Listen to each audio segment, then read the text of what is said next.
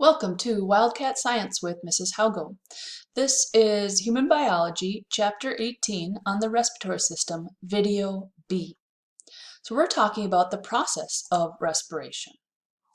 So looking at the process of respiration, the first thing is pulmonary ventilation. And the first step in pulmonary ventilation is inhalation. So this is an active process, which means it uses energy, or ATP, where the air is drawn into the lungs.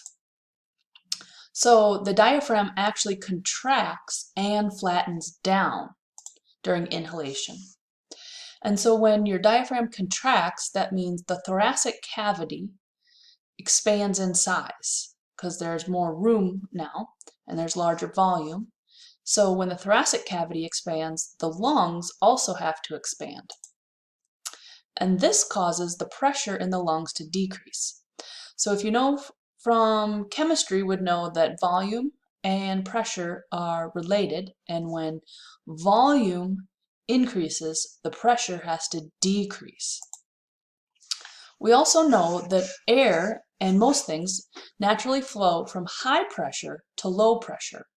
So now that the pressure in our lungs has decreased, the pressure outside of the lungs, the atmosphere, is higher. So now air just naturally moves from outside in the atmosphere into your lungs. So you're not actually like physically sucking it in, it's a change in pressure that makes it so the air moves into your lungs. So then the opposite is exhalation. In exhalation, this is a passive process, which means no ATP is used. So the diaphragm relaxes and returns up to its dome shape. And since the diaphragm is going up, that means the thoracic cavity is getting smaller. And when the thoracic cavity gets smaller, that means the lungs are going to have to get smaller. And when the volume decreases, this means the pressure inside the lungs has to increase. And we know that air naturally moves from places of higher pressure to places of lower pressure. And so now the lungs have higher pressure than the atmosphere. So air naturally moves out of our lungs into the atmosphere. So the next step is the external gas exchange. So this is the movement of air between the alveoli and the blood. And you might be confused as to why we call this external when it's happening inside of our lungs. But we know that the lungs are open, kind of continuous with the atmosphere. They exchange air with the atmosphere. And so that's more external than between the blood and your cells, and that's the internal gas exchange. So getting back to external gas exchange, this is the diffusion of gases goes from high to low concentration. So oxygen is going to diffuse from the air in your alveolus, in one alveolus or multiple alveoli, which is where it's at a high concentration, to the blood in the capillaries surrounding the alveolus, which is where oxygen would be at a low concentration. So blood is going to naturally flow from the alveoli to the blood capillaries. And carbon dioxide is the opposite. It's going to diffuse from the blood in the capillary, where it's at a high concentration, into the air in the alveolus, which is where it's at a low concentration. So the alveoli and the capillary walls are also moist and very thin, and this helps a lot with diffusion. So oxygen moves from the alveoli into the blood, and carbon dioxide moves from the blood into the alveoli. So let's take a look at this. So as you can see, we're coming down through the bronchiole to the terminal bronchioles to the alveoli. So oxygen in the alveoli is going to diffuse through this thin, moist membrane out into the capillaries surrounding that. And then it's going to be carried by a red blood cell or an erythrocyte to the body. And then the capillaries are carrying blood that is high in carbon dioxide, and the carbon dioxide is going to diffuse from its high concentration into the alveoli, and then it's going to go up to the bronchioles, to through the whole path out the mouth and nose. So looking on page 410, there's a nice picture in your book that you should look at, and then we will discuss it during class. So the next step is gas transport in the blood.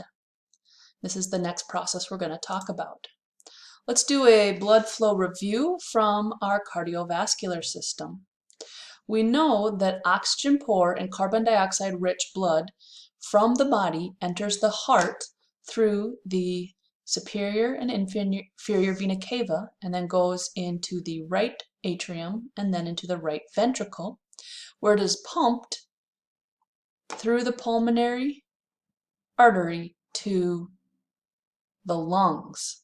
And here it picks up oxygen and drops off carbon dioxide, and then it becomes oxygen rich and carbon dioxide poor blood, and it travels back to the heart through the pulmonary veins into the left atrium, into the left ventricle, and then it's pumped out through the aorta to the body's tissues. And we know at the lungs, it picks up oxygen and drops off carbon dioxide.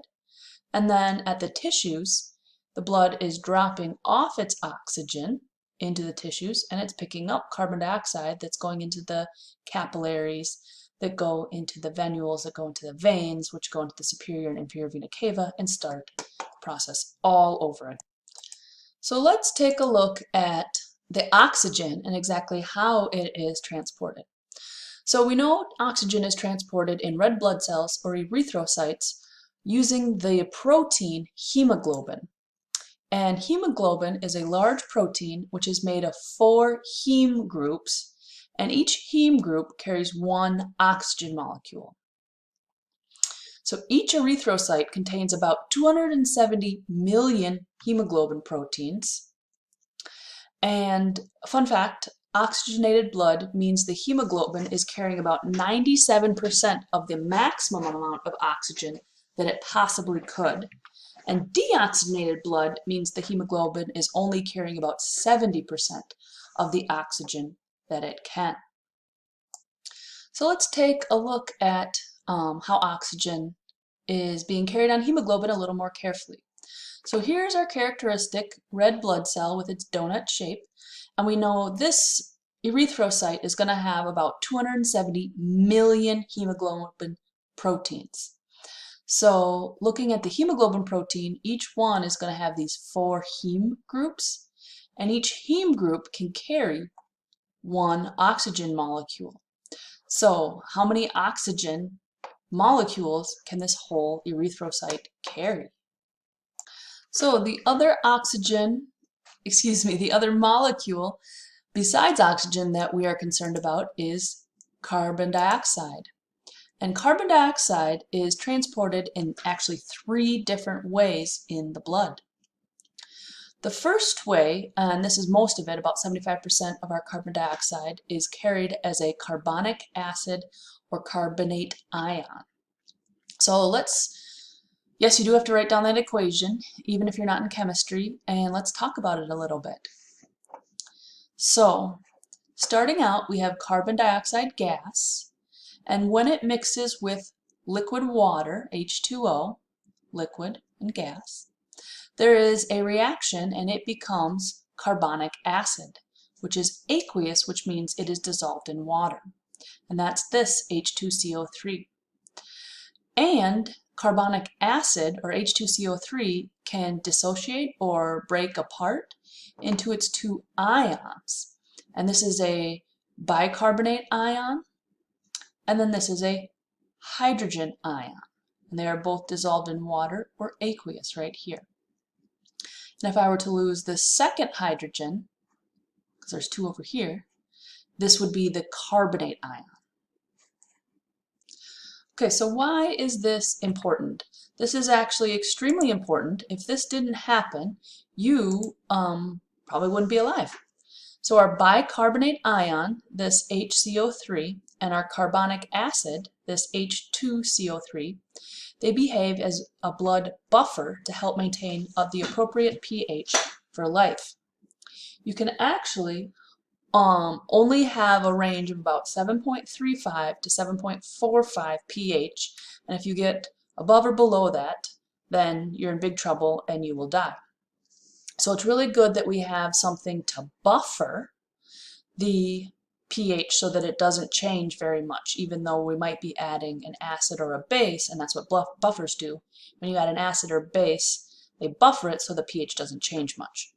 So, in short, the bicarbonate ion and carbonic acid are great buffers in our blood, and a lot of carbon dioxide is transported in this way.